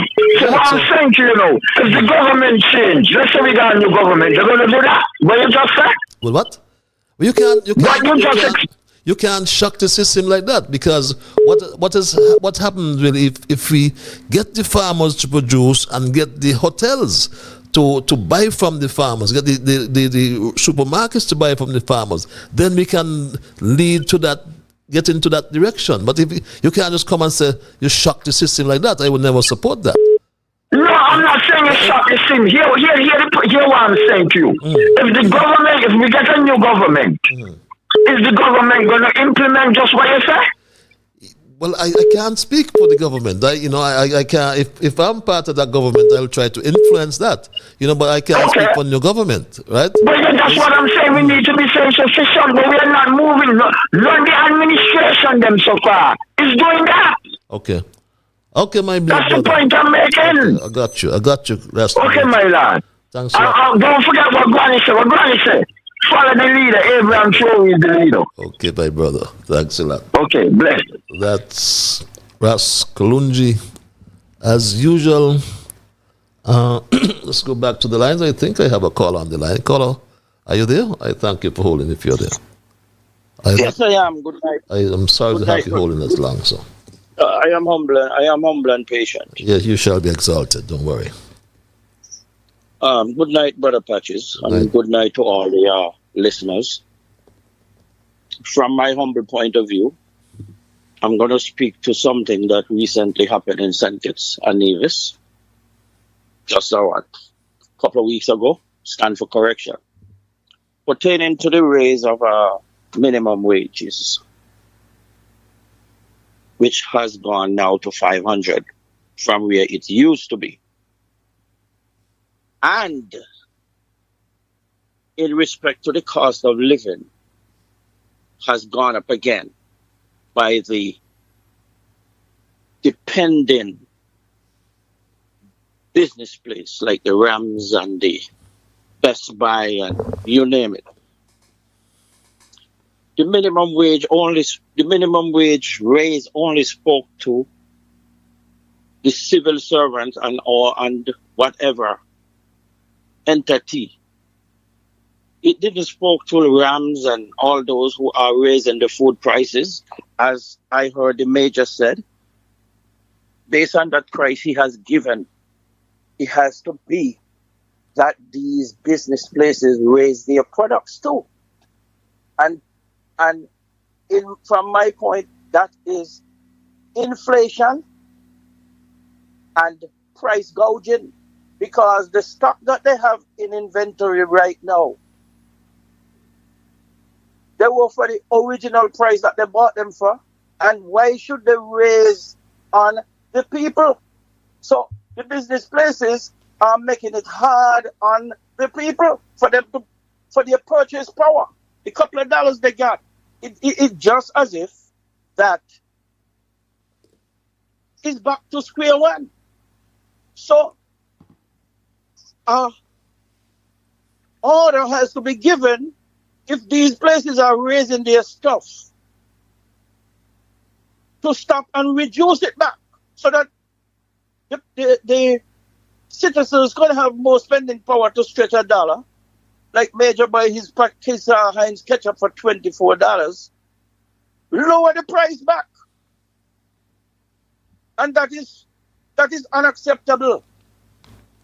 It's not like they purchased their stock at the inflated rate that was there when Trump raised tariff and everybody followed suit. So to me, that is wrong. Yeah, but Carlo, Yes. the minimum wage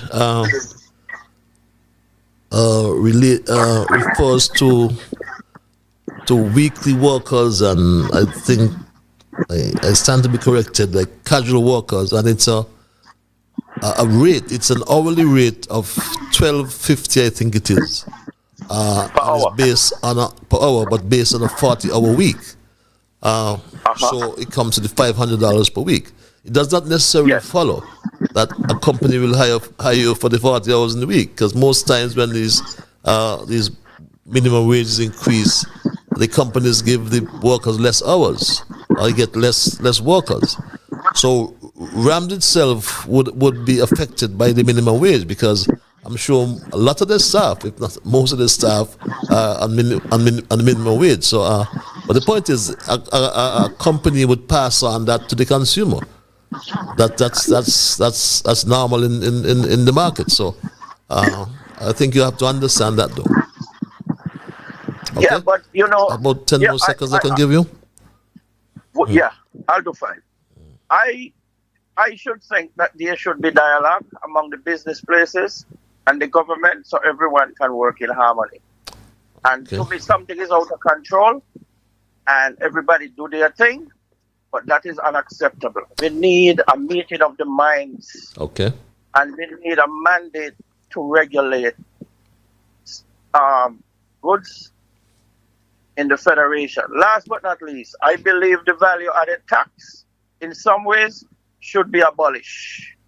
Yes, government needs taxes to run itself, but all these unnecessary tax, the cost of living is too high, and nobody is making any money. Okay. So for those reasons, those are things I will be after, to zap and swatch.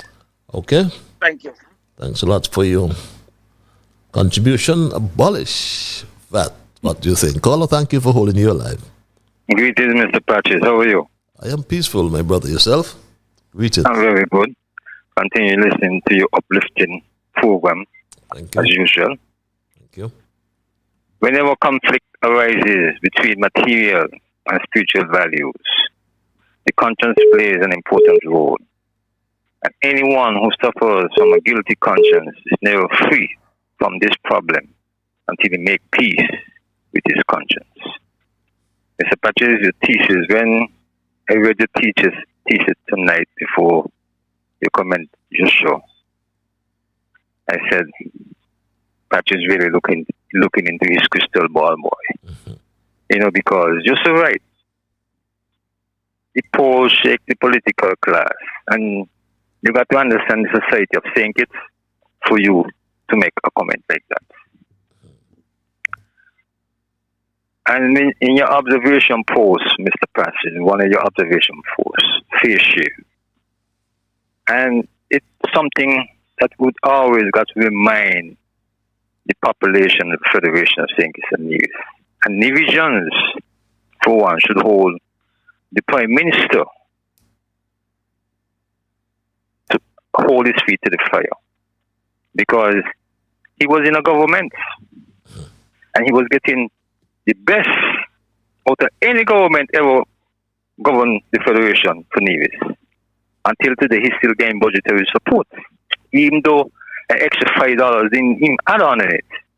But he still getting that budgetary support, and it's because of the government that he was involved in.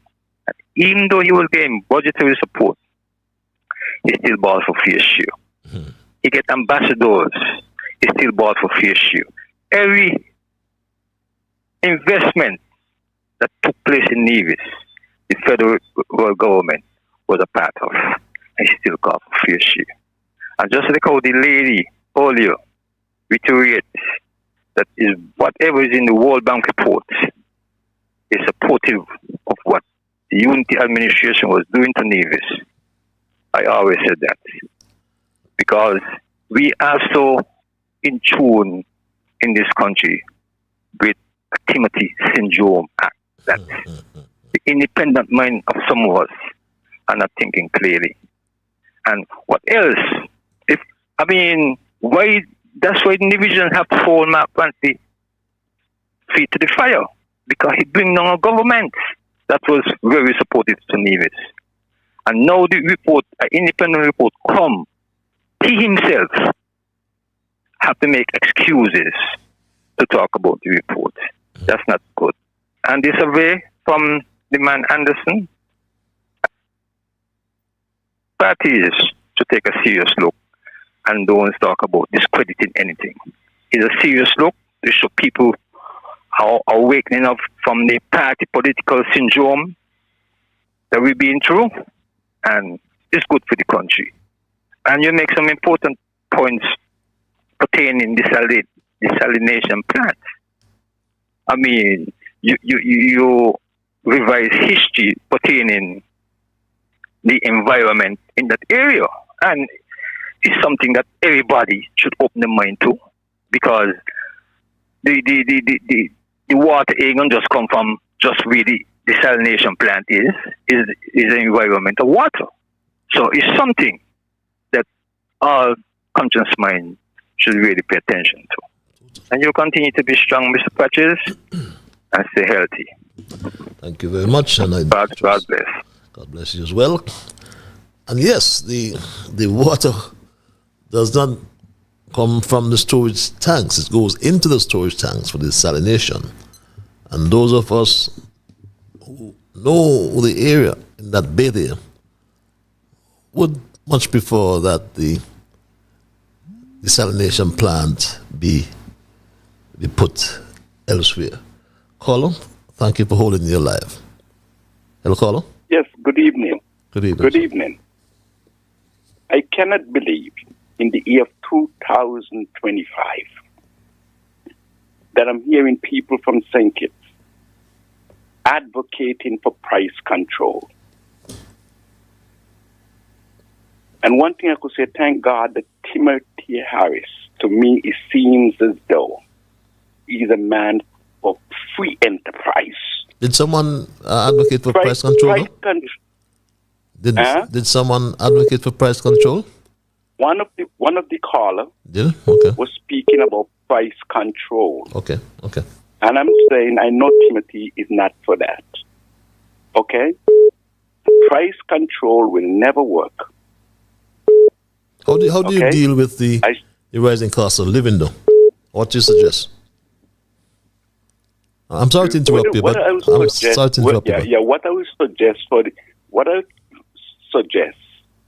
for the rising costs I'm going to go back to in the 80s. There's a young man that I call him, he's an old man now. That's a young man. That was the deputy prime minister at the time. He's with Timothy Harris at this moment. The first person I ever heard speak of diversification in St. Kitts was Colonel Powell. And they were laughing at him at the time.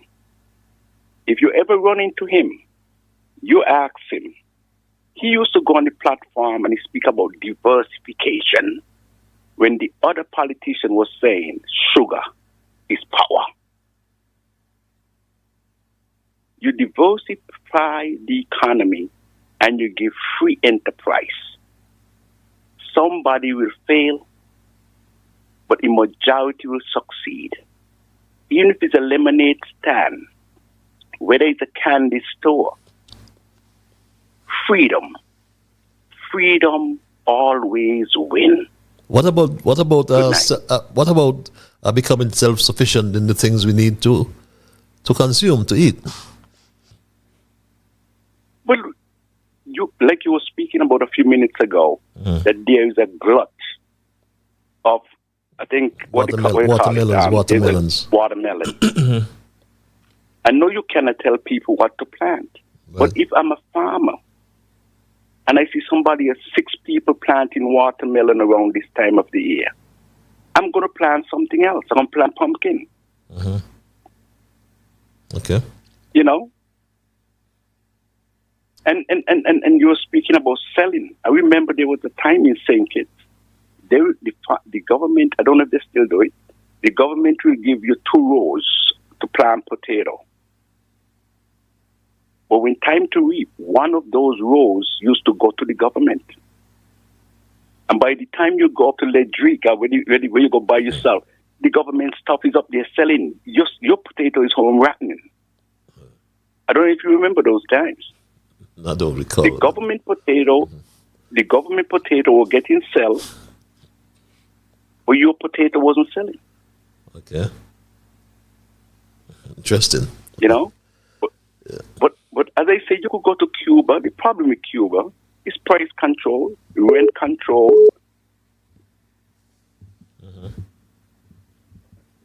You know, and not only Cuba alone, it's the other countries. A lot of places in Africa have the same problem. And you have a good night. Have a good night as well. Thanks for your contribution. Very interesting perspective brought there. If it wasn't for the host, read this email, Miss Jamie, I would definitely refer to last Friday, this program with Sam and Martin as the groundless motley crew. Miss Jamie was so different and exhibited a great measure of professionalism, objectivity, and fairness. On the other hand, these 2 hangers-on who enjoy robbing the treasury every month of substantial salaries, first, they do not work for and want to perpetuate their stay in office, tried desperately to debunk a world-renowned pollster of his findings. It was only after Mr. Blake and what's going on here? McMahon called in and denounced their unfounded claims that they retracted their foolish accusations with silly and feeble excuses that they were only seeking answers, which is their right to do. The result of the poll the just cannot take reads this email. Good night. Mr. Fairshare must really take divisions for idiots. Any 6th form student can calculate it. Yet to this day, neither the student nor the ministers and all their experts can calculate it. The report was shared with them and still no word as to what the fair share amount is. So as usual, let's speculate. They obviously like it when we do that. Speculation 1. Is the maths too difficult for the 6th form student to calculate? Speculation 2. Is the report written in an encrypted language? And speculation 3, is it possible that the report told Mr. Fairshare that he's actually got too much? Speculation 4, is it possible that the one shot the PM said he had for the sheriff came in the form of the World Bank report? Reads this email. As we wind down tonight's programming, I'll perhaps take 2 more calls and make this my penultimate call for the night. Caller, thank you for holding. You're live. Hello, caller. Yeah, Patches, good evening, man. Good evening to you and the listeners. Good evening. Home and abroad. Good evening, my brother. Yeah, I'm just going to get straight to that. The ones that talked about that fair share report, the equal share for Nevis. You know, that report should be made public, especially and to all the party leaders on the Nevis end Janice Daniel Hart, who's the leader of the NRP on that side, she should make sure she hold the Premier's feet to the fire. Once upon a time, he was a part of the unity construct, and he was getting the most money a Premier ever get from the federal government. And the Nevis people, they got to wake up as well. And going forward, I can't see how the Premier might survive the next election. I can't see that. But Patches, a quick question to you. Has there ever been both governments toppled at the same time, federal and local in Nevis? Both. Like in subsequent elections, especially. I can't recall. Yeah, well, yeah, I see that it possibly going to happen this time. Okay. Once the people go to the polls and do the right thing. It's too much complaints on Nevis about all the projects that's failing, and it's been a lot of money that came over to Nevis during that team unity construct. And for them to have that report underneath their bed or behind their outhouse outside, hidden from the people, that's a shame. Burning shame, yes. And over the weekend, we saw this poll that we're talking about has generated a lot of chatter. And the Prime Minister and the party in control right now cannot ignore this poll. I don't care who did this poll. I don't care who did it or who sanctioned it.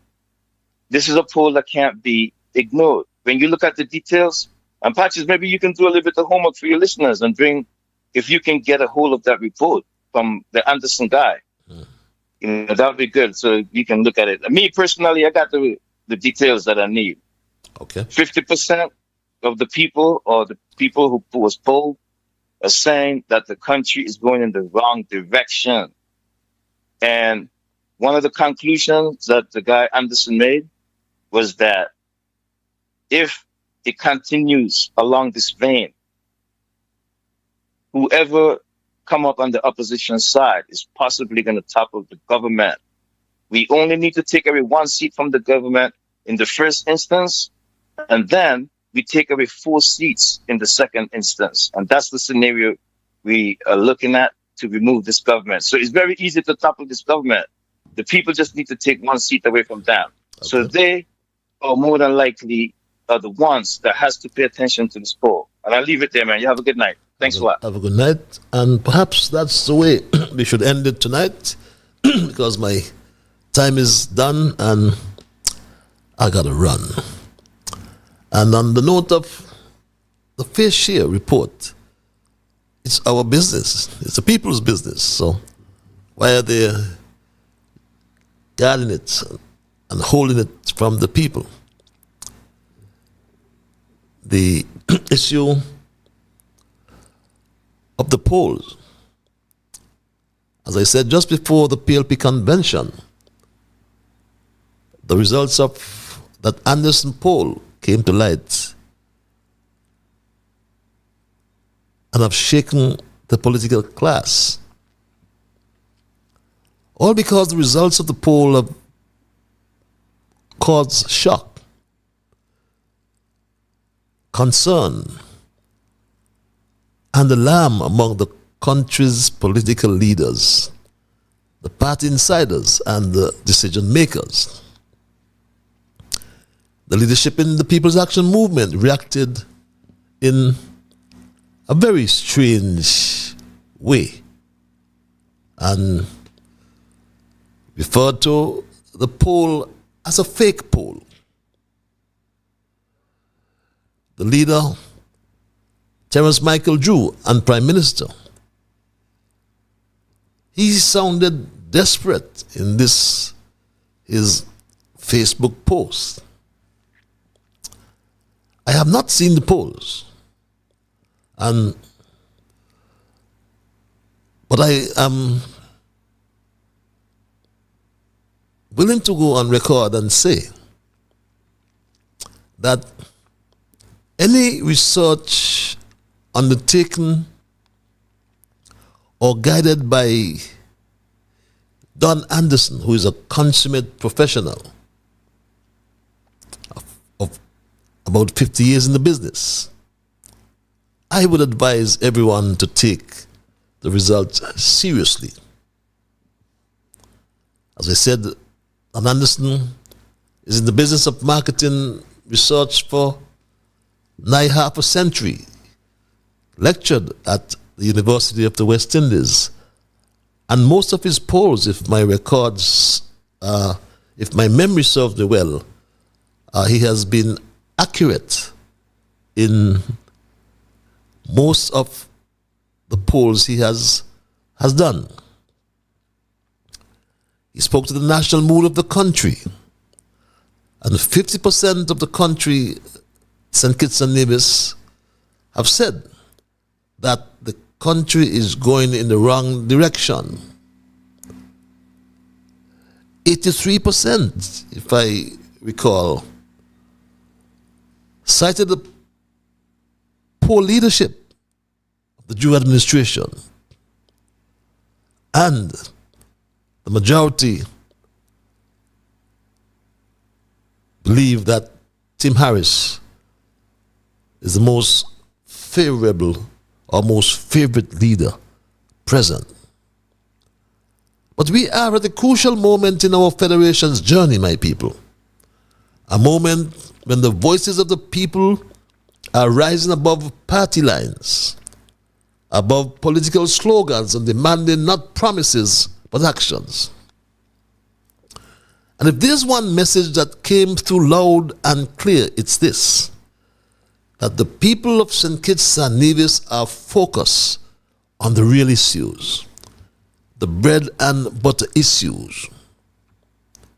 You confess to the high cost of living, but has done absolutely nothing to address or cushion the effects on the poor and vulnerable, except to encourage us to use substandard quality stuff. We've been drinking carnation milk for all our lives. He told us to drink bunny milk, cat milk, some people call it. Some kind of essential cornflakes, not our Kellogg's anymore. So let's not speak with anger, but with urgency.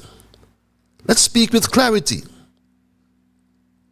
We must ask for dignity, for fairness, and for opportunity, and ensure that the government listens.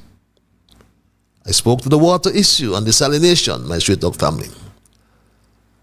But what we are seeing there is that science is being overruled by politics.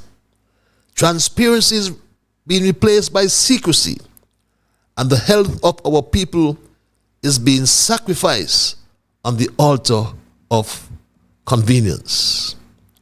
And my Straight Talk family, as we wrap tonight, we will not be poisoned in silence.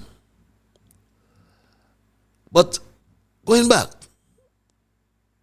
to the issue that we will continue to address, and I'll try to get to Don Anderson because he has been on Straight Talk on 2 occasions. So finally, I believe we have to return the conversation to where it truly belongs. Not on egos, but on essentials. Not on poles, but on people. And to the people of St. Kitts and Nevis, tonight I implore you, do not let the noise distract you. Keep your eyes on the prize. You need decent housing, clean water. You need secure jobs, better health care, stronger education, and lower prices in the supermarkets. We have to demand these things. We have the power to demand these things, and we have the right to expect them. The Don Anderson poll may have shaken the political class.